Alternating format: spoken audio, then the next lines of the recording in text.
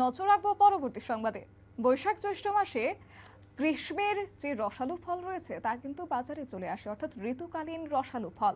তবে এবার বাজারে চলে এসেছে রসালো কৈন আনারস। ত্রিপুরার বিভিন্ন জায়গা থেকে আগরতলা শহরে এই আনারসগুলি এসেছে।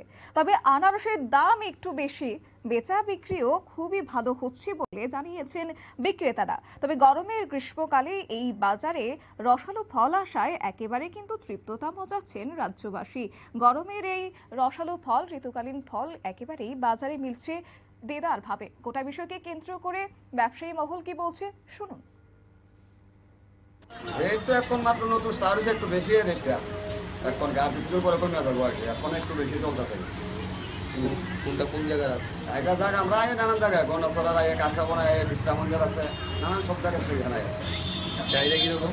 চাহিদা আছে এখন তুলনায় একটু কম, রেটটা বেশি কারণে একটু কম আছে। রেটটা এর কিছুদিন করে এখন গেলে চাহিদা একটু বাড়বে। এখন রেটের লেগে একটা চাহিদাটা কম আছে। কিরকম রেটটা? তো রেটটা বলতে জোড়া 80 টাকা, 60 টাকা, 100 টাকা ভালো বড়টা। বড়টা জোড়া 100 টাকা, একটু মিডিয়ামটা 60 টাকা, 70 টাকা জোড়া। ওই ছোটটা হইলে 4টা 100, 5টা 100।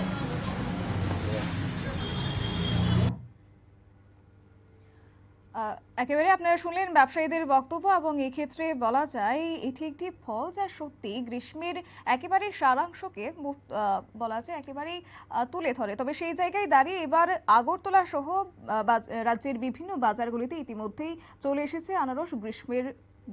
গ্রীষ্মকালে বাজারে সেই রসালো কৈন আনারস ত্রিপুরার বিভিন্ন জায়গায় মিলছে। তবে ইতিমধ্যেই এই আনারসের দাম একটু বেশি বলে ব্যবসায়ী মহল জানিয়েছেন। তবে বেচা বিক্রি খুবই ভালো হচ্ছে বলে ব্যবসায়ীদের অভিমত। নিয়ে নিচ্ছি ছোট্ট একটি বিজ্ঞাপন বিরতি, সঙ্গে থাকুন।